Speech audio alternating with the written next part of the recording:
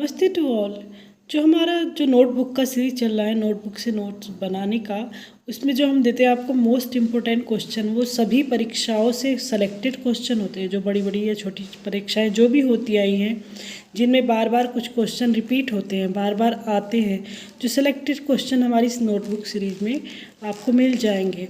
पहले मैंने इस जब वीडियो बनाई थी तो मैंने लिख रही थी हाथों हाथ, जो क्वेश्चन लिखा उसका आंसर मैं दे रही थी, तो उसमें टाइम बहुत लगा, वीडियो लंबी ही हुई और कुछ उसमें फ़ायदा रहता नहीं है। पर मेरा मोटिव है कि आप तक कुछ इम्पोर्टेंट जो है वो इम्पोर्टेंट चीज़ मिल जाए आपको, और आसानी से ज़्यादा टाइम वेस्ट ना हो। इसीलिए मैंने इस बार क्वेश्चन आंसर लिखे हैं। सिर्फ हम इसको पढ़ेंगे, एक बार समझ लेंगे, समझते चलेंगे, और आप इसके नोट्स लेंगे तो वो मतलब इसमें आप आसानी से इसके नोट्स बना सकेंगे। तो लिख लिख के बताना आपको टाइम वेस्ट ही लगता है मुझे। तो चलिए स्टार्ट करते हैं। हमारा नेक्स्ट क्वेश्चन जो बनता है आर्य है। तो आर्य शब्द का शाब्दिक अर्थ कई बार पूछा गया। आर्य शब्द का शाब्दिक अर्थ होता है श्रेष्ठ या कुलीन। क्लासिकी संस्कृति में एक उत्तम व्यक्ति कहा गया है आर्य शब्द को। ये क्वेश्चन ऐसे नहीं है कि वैसे ही आपको लगे कि हाँ बहुत आसान है, आर्य शब्द पे कौन पूछा, नहीं, ये हिस्ट्री में पूछा हुआ क्वेश्चन है और कई सारे एग्जाम में पूछा गया है। फिर नेक्स्ट है वेद कितने हैं। वेद है 4, ऋग्वेद, सामवेद, यजुर्वेद, अथर्ववेद। सर्वाधिक प्राचीन वेद कौन सा है, वो है ऋग्वेद।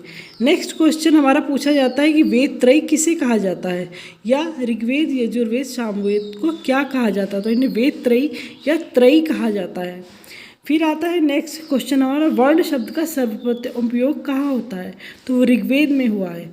वर्ण शब्द का जो पुरुष सूक्त है उसमें ऋग्वेद में, उसमें इसका शब्द का यूज हुआ है। नेक्स्ट क्वेश्चन है हमारा, प्रारंभ में 3 वर्णों का ही उल्लेख है ऋग्वेद में, उसमें ब्रह्म, क्षत्र, विश्व। और ऋग्वेद के 10वें मंडल के पुरुष सूक्त में शूद्र शब्द का हमें बात मतलब मिलता है पहली बार कि शूद्र भी कोई वर्ण था। नेक्स्ट क्वेश्चन है 37। हमारा 30 तक पहले सीरीज हो चुकी थी, तो अब 37 चारों वर्णों की उत्पत्ति कहाँ से मानी गई है, एक विराट पुरुष से मानी गई है। विराट पुरुष के मतलब सिर से वो हुआ, कंधे से, पैरों से शूद्र हुए, सिर से, दिमाग से मतलब वह ब्राह्मण को माना जाता है। तो इस तरह से उसकी विराट पुरुष से उत्पत्ति मानी गई है। फिर नेक्स्ट है अथर्ववेद, किस पर आधारित है, ये औषधियों पर आधारित है। ऋग्वेद किस पर आधारित है, स्तोत्र व प्रार्थनाओं पर। इसमें 10 मंडल हैं और 1028 में सूक्त है। नेक्स्ट क्वेश्चन है यजुर्वेद के बारे में अगर पूछा जाता है क्वेश्चन, तो ये पूछा जाता है यज्ञ संबंधी विधि विधानों में कहाँ से मिलता है, तो वो यजुर्वेद में है। नेक्स्ट 40 क्वेश्चन है, संगीत का वर्णन किस वेद में दिया गया है, तो वह है सामवेद। हमने नोट्स बनाए हैं इसलिए सीधे सीधे लिखा हुआ है इसमें, ताकि ज़्यादा लंबा क्वेश्चन ना लिखना पड़े। यजुर्वेद के कितने भाग हैं, 2, शुक्ल वेद और कृष्ण वेद। शुक्ल यजुर्वेद मतलब की लैंग्वेज पूछी जाती है कई बार, तो क्या है इसकी लैंग्वेज, केवल पद्य मतलब पोइट्री में इसमें लिखा हुआ है, और वाजनई संहिता इसके ये शुक्ल वेद में है। कृष्ण यजुर्वेद में गद्य पोइट्री और प्रोज, गद्य एवं पद्य भाषा दोनों है। क्वेश्चन आता है कि कृष्ण यजुर्वेद की भाषा क्या है, तो वो गद्य में पद्य दोनों है। नेक्स्ट क्वेश्चन हम आता है यजुर्वेद के अंतिम भाग क्या है, तो वो ईशोपनिषद है, और ये आध्यात्मिक है, आध्यात्मिकता पर आधारित है। सामवेद में कुल कितनी ऋचाएँ हैं, 1875। सामवेद की कितनी मुख्य शाखाएं, ये भी पूछा जाता है कि 3 है, और कौन कौन सी है, कौमुदीय, रामायणीय और जैमिनीय। नेक्स्ट क्वेश्चन हमारा बनता है कि उपनिषद किस पर आधारित है, तो उपनिषद दर्शन पर आधारित है। उपनिषद को क्या कहा गया है, वेदांत भी कहा गया है। नेक्स्ट क्वेश्चन, प्रथम बार मोक्ष की चर्चा कहाँ हुई है, तो ये उपनिषदों में हुई मोक्ष की चर्चा। यम और नचिकेता का संवाद, वेरी इंपॉर्टेंट क्वेश्चन, कई बार परीक्षाओं में रिपीटेड क्वेश्चन है। यम और नचिकेता का संवाद किस उपनिषद में है, तो वो कठोपनिषद में है। वैदिक संहिताओं का सही क्रम, ये सिविल सर्विसेज वाला क्वेश्चन है, जो सिविल सर्विसेजों में ज़्यादा बनता है कि वैदिक संहिता का सही क्रम क्या है। पहले वैदिक संहिता आ जाती है, फिर ब्राह्मण, फिर आरण्यक, फिर उपनिषद। इस क्वेश्चन की डिटेल्स हमारी अदर वीडियो में रहती है, यहाँ तो सिर्फ क्वेश्चन मैं आपको बता रही हूँ।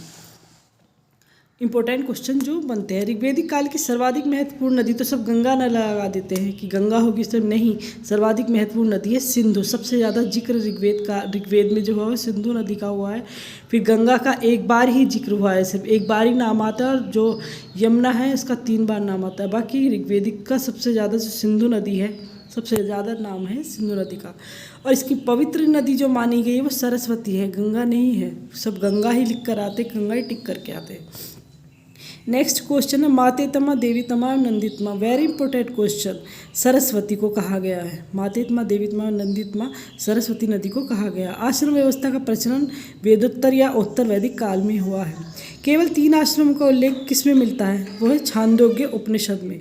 और चारों आश्रमों का उल्लेख कहाँ मिलता है, जावालोपनिषद में। वैदिक साहित्य में नैतिक व्यवस्था का प्रधान कौन था, वरुण। वरुण जो देवता है वो थे। वैदिक देवताओं का पुरोहित कौन है, बृहस्पति देव। अगस्त्य ऋषि की पत्नी, कई बार पूछा गया क्वेश्चन, लोपामुद्रा, उनकी पत्नी का नाम लोपामुद्रा था। वैदिक काल में सोने के हार को कई बार पूछा गया है, सारे क्वेश्चन रिपीटेड है, कई बार पूछे गए हैं सब एग्जाम में, तो बार बार सॉरी ये वर्ड कहने के लिए। तो वैदिक काल में सोने के हार को क्या कहा जाता है, निष्क। बौद्ध जातक के 3 प्रकार के स्वर्ण सिक्के के नाम क्या थे, पहले निशाका, फिर स्वर्ण, फिर मसाका। आर्यों के आदि देश के बारे में किसने लिखा है, बाल गंगाधर तिलक। ये तो सुपर टेट वगैरह में, मतलब टेट के एग्जाम में बहुत आता है ये वाला क्वेश्चन। शतपथ ब्राह्मण यजुर्वेद का ब्राह्मण है। गोत्र शब्द का सर्वप्रथम उल्लेख कहाँ हुआ है, तो वो ऋग्वेद में हुआ है। नेक्स्ट क्वेश्चन, यज्ञ की प्रधानता थी ऋग्वेद काल में। ऋग्वेद में यव शब्द को क्या कहा है, जो। यव का अर्थ होता है जो। गायत्री मंत्र ऋग्वेद में मिलता है और इसके रचनाकार है विश्वकर्मा। पुराणों की संख्या कितनी है, 18। पुराणों की रचना किसने लिखी है, महर्षि लोमहर्ष तथा उनके पुत्र उग्रश्रवा ने। सत्यमेव जयते कहाँ मिलता है, मुंडकोपनिषद में। ऋग्वेद की मूल लिपि क्या है, ब्राह्मी लिपि। वैदिक काल में अघन्या किसे कहा है, गाय को। गाय को मारना अघन्या, मतलब गाय को नहीं मारा जाता वो वाला। गौतम बुद्ध का जन्म कपिलवस्तु में हुआ था, लुम्बिनी में 563 ईसा पूर्व में। पिता का नाम शुद्धोधन, कुल इनका शाक्य था। गौतम बुद्ध को शाक्य मुनि बुद्ध भी कहा जाता है। माता का नाम माया देवी, इनका वंश कौल्य वंश। कई बार पूछा हुआ है कि इनकी माता का वंश कौन सा था। बचपन का नाम इनका सिद्धार्थ था। गृह त्याग, यहाँ से क्वेश्चन बहुत बनते हैं कि गृह त्याग की घटना को क्या कहा जाता है। महात्मा बुद्ध ने जो गृह त्याग की घटना है तो महाभिनिष्क्रमण कहा गया है। बुद्ध का जन्म लुम्बिनी में होता है, इसकी जानकारी मिलती है किस अभिलेख से मिलती है, वो मौर्य वंश अशोक के रुम्मिनदई अभिलेख से प्राप्त होती है।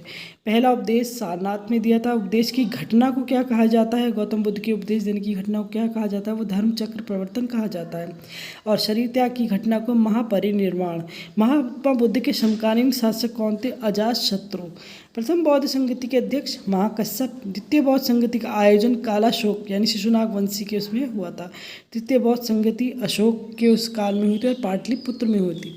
फिर नेक्स्ट है तृतीय बौद्ध संगति के अध्यक्ष मोगलीपुत्र तीस। चतुर्थ बौद्ध संगति कनिष्क के टाइम में हुई थी और कुंडलवन में हुई थी जो आज कश्मीर है, और अध्यक्ष थे इसके वसुमित्र। बुद्ध का चचेरा भाई देवदत्त तथा देवदत्त पूछा जाता है, देवदत्त कौन था, बुद्ध का चचेरा भाई था गौतम बुद्ध का।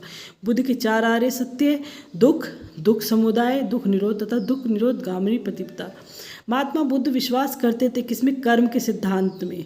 महात्मा बौद्ध संघ में शामिल होने वाली प्रति महिला स्त्री कौन थी, महाप्रजापति गौतमी, जो इनकी मौसी भी थी और इन्होंने इनका लालन पालन किया था।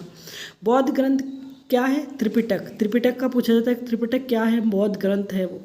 विनय पिटक में संघ संबंधी नियम और आचार विचार दिए गए हैं। सुत्त पिटक में धार्मिक सिद्धांत पर आधारित है ये। धम्म पिटक जो है वो दार्शनिक सिद्धांत पर आधारित है। और थेरीगाथा क्या है, एक बौद्ध साहित्य। थेरीगाथा बहुत बार पूछा गया है क्वेश्चन है कि थेरीगाथा क्या है, बौद्ध साहित्य है। भरहूत व सांची के स्तूप की स्थापना किसने की, मौर्य शासक अशोक ने। और अमरावती स्तूप का निर्माण सातवाहन।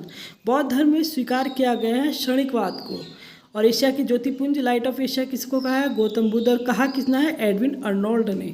लाइट ऑफ एशिया विषय वस्तु है, क्या इसकी विषय वस्तु है, वो ललित विस्तार पर आधारित है।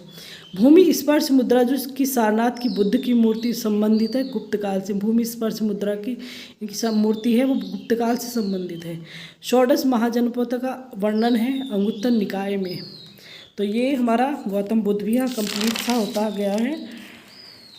नेक्स्ट है नागार्जुन का एक क्वेश्चन और है। नागार्जुन कनिष्क के दरबार का विद्वान था और ये मार्टिन लूथर ने, इसे मार्टिन लूथर भी कहा जाता है। तो ये हमारे कुछ क्वेश्चन होते हैं, ये हमारे कुछ इंपॉर्टेंट क्वेश्चन हैं जो मोस्ट इंपॉर्टेंट है। आपको जो पढ़ने वाले स्टूडेंट हैं, जो मतलब पढ़ते हैं, सीरियसली पढ़ रहे हैं, वो समझ जाएंगे देखकर कि हाँ ये इंपॉर्टेंट हैं। और आपको इसको लिखते चलिए। इनके आपको जो वो है कि हमारे Facebook page study help by Swati पर आपको मिल जाएगा। टेलीग्राम चैनल भी है हमारे स्टडी हेल्प बाय स्वाति, उस पर आपके नोट्स भी मिल जाएंगे या आप यहीं से लिख सकते हैं इसको। तो इनको मतलब ठीक है, आप पढ़ें, ध्यान दें इन पर, बहुत इंपॉर्टेंट है, सेलेक्टेड है, मेहनत से बनाए हैं। ठीक है, धन्यवाद।